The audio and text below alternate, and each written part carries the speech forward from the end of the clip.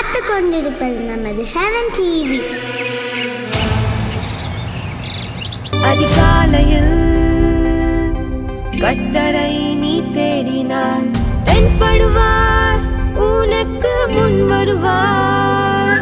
முழு மனதோடு அவரை நீ கூப்பிட்டால் பதில் தருவார், வழி காட்டிடுவார்.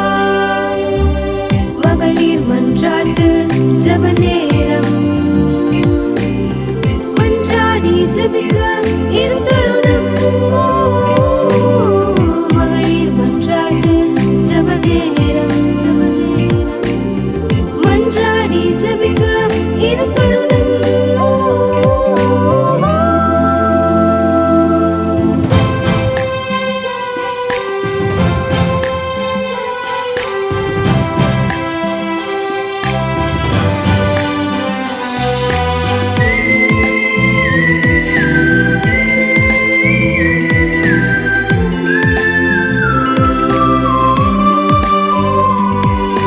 ஹல்லேலூயா, ஹல்லேலூயா. இந்த அதிகாலை நேரத்திலே எம்எம்ஜே மூலமாக ஹெவன் டிவி முன்பாக உட்கார்ந்திருக்கிற நேயர் ஒவ்வொருவருக்கும் இயேசு கிறிஸ்துவின் மூலம் மனமார்ந்த நன்றியினை தெரிவித்துக் கொள்வதில் பெரும் மகிழ்ச்சி அடைகிறேன். ஹல்லேலூயா. எனக்கு அருமையானவர்களே, இந்த காலை நேரத்தில் தேவனோடு கூட நாம் உட்கார்ந்து இருக்கும்படியாய் கர்த்தர் நமக்கு கிருபை தந்தாரே. அவரை தேவாதி தேவனை ஸ்தோத்தரிக்க மகிமைப்படுத்த நாம் ஒவ்வொருவரும் கடமைப்பட்டிருக்கிறோம். காலை நேரத்திலே அதிகாலையில் தேவனை கண்டடைவான் என்று சொல்லியிருக்கிறது. வேதம் நமக்கு கற்றுத்தருகிற ஒவ்வொரு வார்த்தைகளையும் நம்முடைய வாழ்க்கையிலே நாம் எடுத்துக்கொண்டோமானால் கர்த்தர் நம்மோடு கூட பேசுகிறவராக இருக்கிறார். வார்த்தைகளின் மூலமாக நமக்கு ஒவ்வொரு நாளும் நடத்தி வருகிறாரே. இப்பொழுது நாம் ஒரு கண்களை மூடி நாம் ஜெபித்து ஒரு வார்த்தையை வாசித்து நம்முடைய விண்ணப்பங்களை அவருக்கு நேராக நாம் செலுத்த போகிறோம். எல்லாரும் உங்கள் எல்லாருக்கும் தெரியும், நம்முடைய நெருக்கத்திலே நாம் யாரை நோக்கி கூப்பிட போகிறோம்? நம்முடைய தேவாதி தேவனை, நமக்கு ஜீவனை தந்தவரை நாம் நோக்கி கூப்பிட போகிறோம். ஹல்லேலூயா, ஹல்லேலூயா. ஒரே ஒரு ஸ்டான்ஸாக நம்ம பாடி என்ன ஜீவன் தேவனை மகிமைப்படுத்த போகிறோம். கர்த்தரையே துதிப்பேன், காலமெல்லாம் துதிப்பேன். கர்த்தரையே துதிப்பேன், காலமெல்லாம் துதிப்பேன். வல்லவர் நல்லவர் கிருபையுள்ளவர் என்றே பாடுவேன். வல்லவர் நல்லவர் கிருபையுள்ளவர் என்றே பாடுவேன். கர்த்தரையே துதிப்பேன், காலமெல்லாம் துதிப்பேன். கர்த்தரையே துதிப்பேன், காலமெல்லாம் துதிப்பேன். நெருக்கத்திலே கர்த்தரை நோக்கி கதறி கூப்பிட்டேன். நெருக்கத்திலே கர்த்தரை நோக்கி கதறி கூப்பிட்டேன். நெருங்கி வந்து குரலை கேட்டு விடுதலை கொடுத்தார். நெருங்கி வந்து குரலை கேட்டு விடுதலை கொடுத்தார். கர்த்தரையே துதிப்பேன், காலமெல்லாம் துதிப்பேன். கர்த்தரையே துதிப்பேன், காலமெல்லாம் துதிப்பேன். வல்லவர் நல்லவர் கிருபையுள்ளவர் என்றே பாடுவேன். நான் வல்லவர் நல்லவர் கிருபையுள்ளவர் என்றே பாடுவேன். எனக்கு உதவும் கர்த்தர் எனது நடுவில் இருக்கிறார். எனக்கு உதவும் கர்த்தர் எனது நடுவில் இருக்கிறார். எதிரியான அலகையை நான் எதிர்த்து வென்றிடுவேன். எதிரியான அலகையை நான் எதிர்த்து வென்றிடுவேன். கர்த்தரையே துதிப்பேன், காலமெல்லாம் துதிப்பேன். கர்த்தரையே துதிப்பேன், காலமெல்லாம் துதிப்பேன். வல்லவர் நல்லவர் கிருபையுள்ளவர் என்றே பாடுவேன். நல்லவர் வல்லவர் கிருபையுள்ளவர் என்றே பாடுவேன். ஆமனுக்கு அருமையானவர்களே, எதிரி நம்மை தொடர்ந்து வரும்போது நமக்கு உதவி செய்கிற கர்த்தர் நம்மோடு கூட இருக்கிறார்.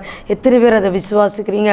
விசுவாசிக்கிறவங்க கண்ணன் மூடி சொல்லுங்கள், ஆண்டவரே நான் உண்மையே துதிப்பேன். ஆண்டவரே எந்த நிலையிலும் உண்மை துதிக்க எனக்கு கற்றுத்தாங்கன்னு கேளுங்க. கர்த்தர் நம்ம வாழ்க்கையில் பெரிய காரியங்களை செய்வார். ஹல்லேலூயா, ஹல்லேலூயா. கர்த்தர் நமக்கு போதுமானவராய், நல்லவராய், வல்லவராய், நம்மை காக்கிறவராய் நம்மோடு கூட இருந்து வருகிறார். தேவாதி தேவனை நாம் துதிக்கும் போது கர்த்தர் நம்ம வாழ்க்கையில் பெரிய காரியங்களை செய்வார். ஆம் தகப்பனே, இந்த அருமையான காலை நேரத்துக்காகவே நன்றியோடு துதிக்கிறோம்.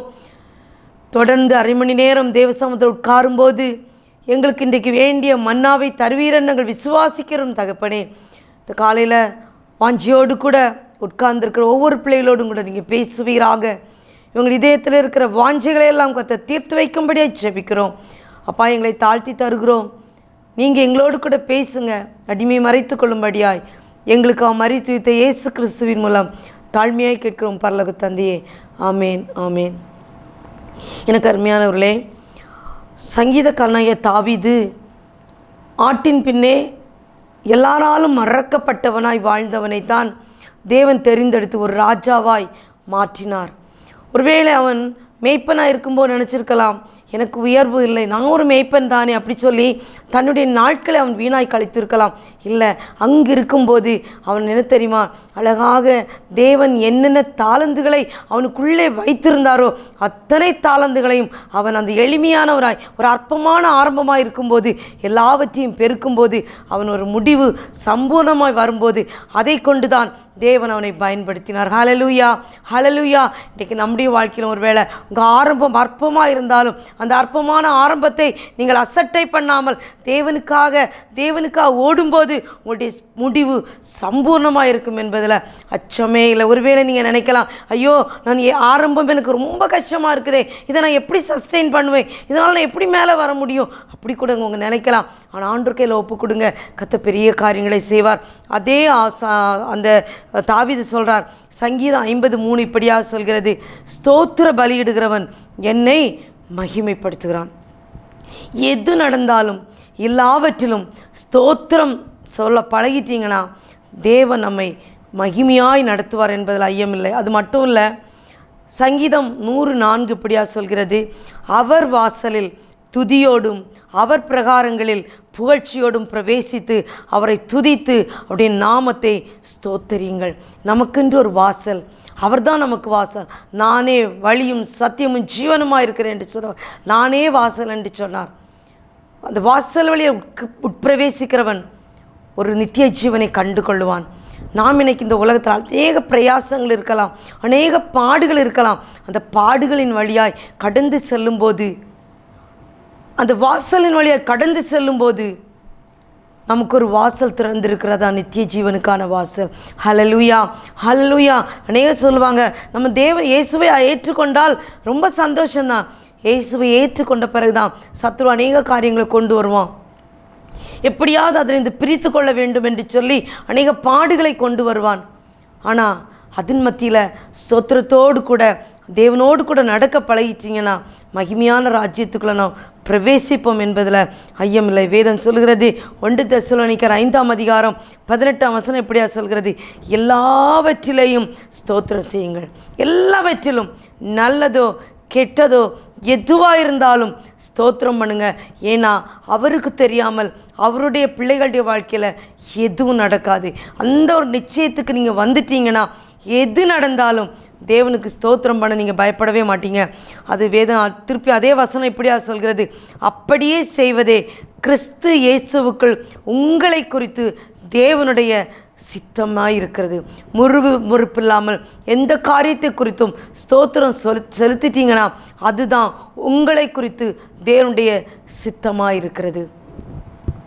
ஏன்னா நம்முடைய வாழ்க்கையில் அநேக நேரங்களில் பாருங்கள், இந்த கொரோனா நாட்களுக்கு பிறகுலாம் பார்த்தீங்கன்னா இன்றைக்கி ஜீவனோடு இருப்பதே தேவன் தந்த கிருபை.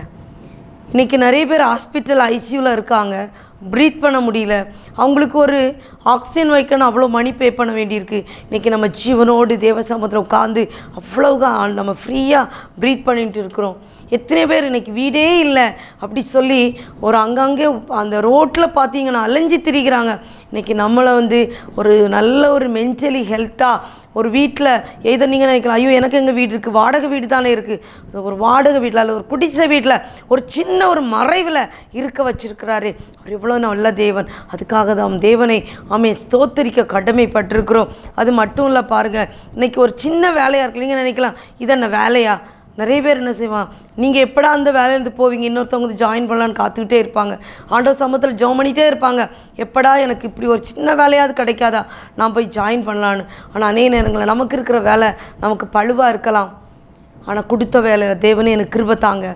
சில வேலை வேதம் சொல்லுது, நமக்கு அதிகாரியாக இருக்கிறவங்க துன்மார்க்கனாக கூட இருக்கலாம், துராகிதரனாக கூட இருக்கலாம், நம்மளை ரொம்ப வேதனைப்படுத்தவங்களாக கூட இருக்கலாம். ஆனால் அவங்க மத்தியிலையும் அவங்களுக்காக ஜெபம் பண்ணி தேவ சமூகத்தில் காத்திருந்தீங்கன்னா, பொறுமையோடு தேவனோடு கூட நம்பிக்கையாக இருந்தீங்கன்னா, கர்த்தர் என்ன செய்வா தெரியுமா? உயர்ந்த கண்மலையின் மேலே உங்களை வைப்பேன்னு சொல்லியிருக்காரு. ஹல்லேலூயா, ஹல்லேலூயா. அது மாதிரி இப்போ சொல்கிறாங்க, கோவிஷீல்டு போட்டவங்களுக்கெல்லாம் ஹார்ட் அட்டாக் வருது அப்படின்னு சொல்கிறாங்க. இன்றைக்கி கோவிஷீல்டும் நம்மளை ப்ரொடெக்ட் பண்ண முடியாது, எந்த விதமான ஆன்டிபயாட்டிக்கும் நம்மளை ப்ரொடெக்ட் பண்ண முடியாது. ஆனால் நம்மளை ப்ரொடெக்ட் பண்ண மதிலாய், கோட்டையாய், அரணாய் நம்மோடு கூட இருக்கிறாரே, அவர் எவ்வளோ நல்ல தேவன். ஹல்லேலூயா, ஹல்லேலூயா. அவரை நம்முடைய சொந்த தேவனை கொண்ட ஜனம் எவ்வளோ பாக்கியம் உள்ளது. நம்ம அவ்வளோ பாக்கியம் உள்ள ஜனங்கள். எனக்கு அருமையானவர்களே, முறுமுறுப்பில்லாதபடி தேவன் எதை அனுமதித்தாலும் எனக்காக அவர் அனுமதித்தார் என்று சொல்லி ஒரு நம்பிக்கையோடு கூட வாழ்க்கை வாழ பழகிட்டீங்கன்னா எதை குறித்தும் கவலைப்பட மாட்டோம். அவர் நம்மை விசாரிக்கிற தேவன்.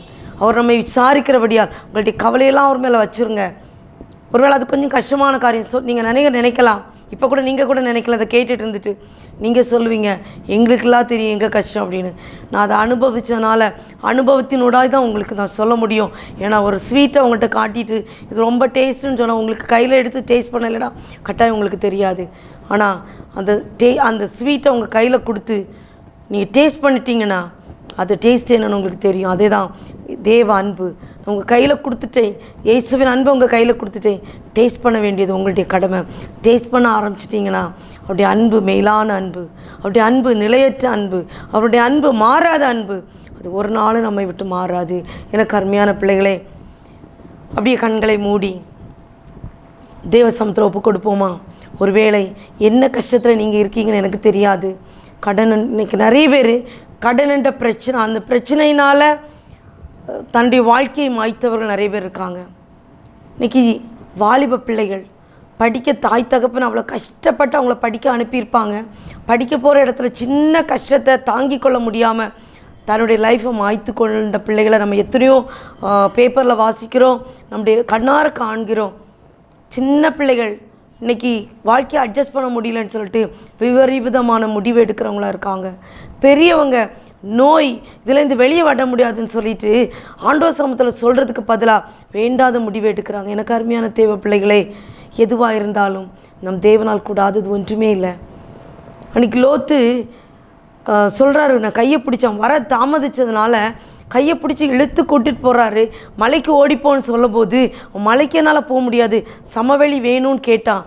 ஆனால் நடந்தது என்ன தெரியுமா? அந்த அம்மா திரும்பி பார்த்து உப்பு தூணாகிறாள்.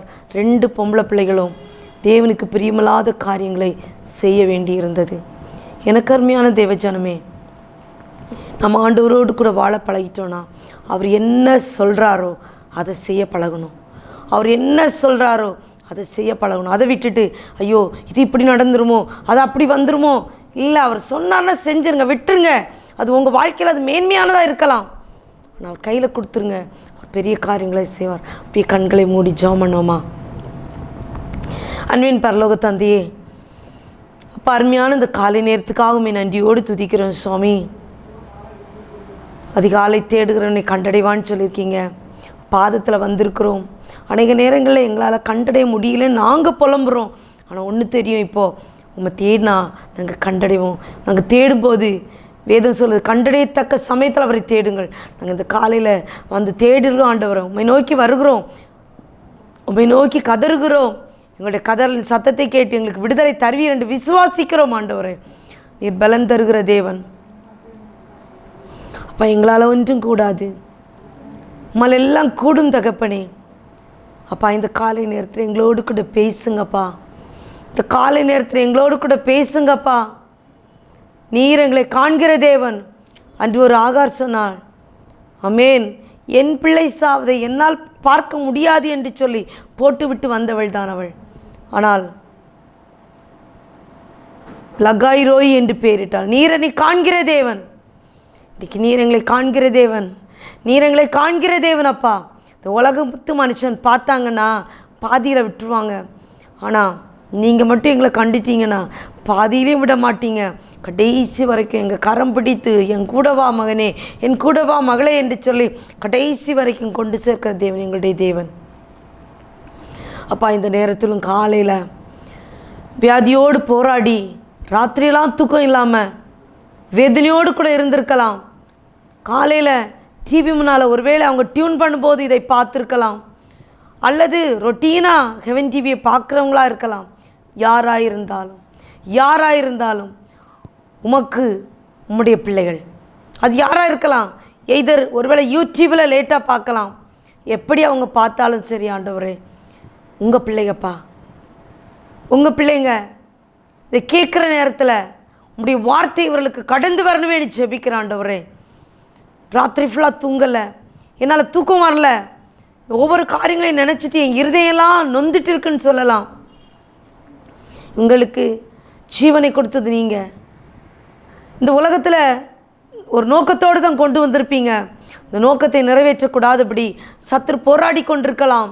என் தகப்பன் இவர்களுக்கு நல்லவராய் போதுமானவராய் கிருபை உள்ளவராய் இரக்கம் நிறைந்தவராய் தயவு காண்பிக்கிறவராய் கடந்து வரும்படியாய் ஜெபிக்கிறேன் ஆண்டவரே. பிள்ளைகளை குறித்த வேதனை, கணவனை குறித்த வேதனை, ஒய்ஃபை குறித்த வேதனை, எத்தனை ஆண்டவர், மற்றவருடைய நெருக்கங்கள் இருதயத்தை பிளந்து கொண்டிருக்கலாம் ஆண்டவரே. ஆனாலும் ஒரு சொட்டு ரத்தம் கூட வைக்காமல் எங்களுக்காக சிலுவையில் கடைசி சொட்டு ரத்தத்தையும் சிந்தி மீட்டெடுத்தீரே. எவ்வளோ மேலான அன்பு, எவ்வளோ மேலான அன்பு. அந்த அன்புக்கு அளவே இல்லைப்பா, அந்த அன்புக்கு அளவே இல்லைப்பா. அப்பா, எங்களை தாழ்த்தி உடைய கரத்தில் தருகிறோம்.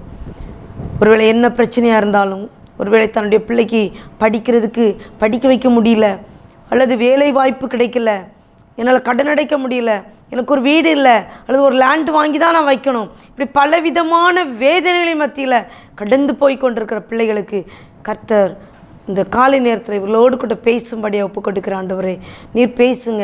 என் தேவனால் கூடாத காரியம் ஒன்றும் இல்லையப்பா. என் தகப்பனே, நான் எத்தனை வார்த்தை சொன்னாலும் அத்தனை வார்த்தையிலும் இவர்களுக்கு ஜீவன் கொடுக்க முடியாது. ஆனால் நீர் சொன்ன ஒரு வார்த்தை போதும் ஆண்டவரே, ஒரு வார்த்தை போதும் ஆண்டவர். அந்த வார்த்தையை பிடித்து கொண்டு இவர்கள் தங்கள் வாழ்நாள் முழுவதும் ஓட ஒரு வார்த்தை சொல்லுங்க தாவேன்னு சொன்ன ஆண்டவர். ஒரு வார்த்தை போதும். நான் உன்னோடு கூட இருக்கிறேன்னு சொன்ன தேவன் வாக்கு மாறாதவர். இவளோடு கூட இருக்கிறதற்காய் நன்றி. ஹல்லேலூயா, ஹல்லேலூயா. என் தேவன் பரிசுத்தர், என் தேவன் வாக்கு மாறாதவர்.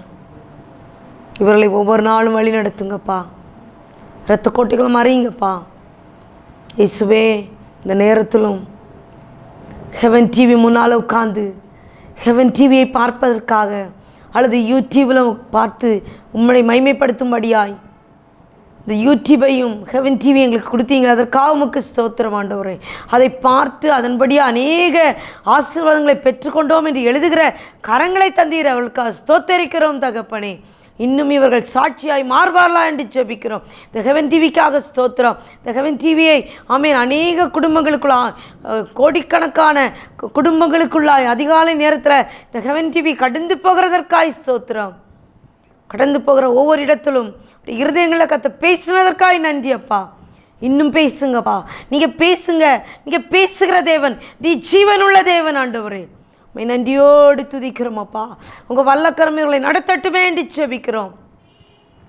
இந்த ஹெவன் டிவியிலிருந்து போகிற வார்த்தைகள் அது வெறுமனாய் திரும்பவே கூடாது தகப்பனே. அது ஜீவனுள்ள வார்த்தை, ஜீவனுள்ள வார்த்தை.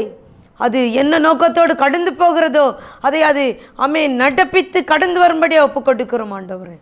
இந்த டிவி மூலமாக நடக்கிற ஒவ்வொரு ஊழியங்களுக்காக ஸ்தோத்திரம். ஃபீட் நேஷன் ஊழியத்துக்காக நன்றி. 150 மேற்பட்டவர்களுக்கு ஒவ்வொரு நாளும் மத்தியானம் சாப்பாடை கொடுத்து அவர்களை நேசிக்கிற அந்த ஃபீட் நேஷன் அந்த ப்ராஜெக்டை நீங்கள் ஆசீர்வதிக்கும்படியாக ஜெபிக்கிறோம் ஆண்டவரே. உங்கள் வல்லமைக்காரன் அசைவாடும்படியாக ஜெபிக்கிறோம். இன்னும் ஆண்டவர், நேபாளை குறித்த தரிசனம், நேபாளில் நடக்கிற ஊழியங்கள், திருச்சபைகள் வளரட்டுமே என்று ஜெபிக்கிறோம். நேபாளில் அநேக மிஷனரிகள் எழும்பட்டுமே என்று ஜெபிக்கிறோம். மீடியாவில் இருக்கிற ஒவ்வொரு பிள்ளைகளையும் உங்கள் கருத்தில் தருகிறோம். எங்கள் தேசம் தேவனை அறிய வேண்டும் என்று சொல்லி நேர்த்தியாய் தங்களுடைய கடமைகளை செய்கிற ஒவ்வொரு பிள்ளைகளோடும் உங்களுடைய கரம் அசைவாடட்டுமே என்று ஜெபிக்கிறோம். அப்பா, மீடியாவில் இருக்கிற பிள்ளைகளுக்கு நல்ல ஞானம் கொடுங்கப்பா, திறமையை கொடுங்கப்பா, நேர்த்தியாய் செய்யக்கூடிய கிருபையை கொடுங்கப்பா. நேர்த்தியாய் இவர்கள் செய்யும்போது அநேகர் அதை பார்த்து தேவன் இவர்களோடு கூட இருக்கிறார், தேவன் நன்மை செய்கிறார் என்பதை அறிந்து கொள்ளும்படியாய் பிள்ளைகள் தங்களுடைய கையில் கொடுக்கப்பட்ட வேலையை கடமையை நேர்த்தியாய் செய்ய கிருபை கொடுக்கும்படியாக ஜெபிக்கிறேன். ஏனென்றால் நாங்கள் இந்த மீடியா மூலம் பார்க்கும்போது தேவனுடைய அன்பை நேர்த்தியாக அறிந்து கொள்ள கிருபை தரும்படியாய் ஜெபிக்கிறோம்.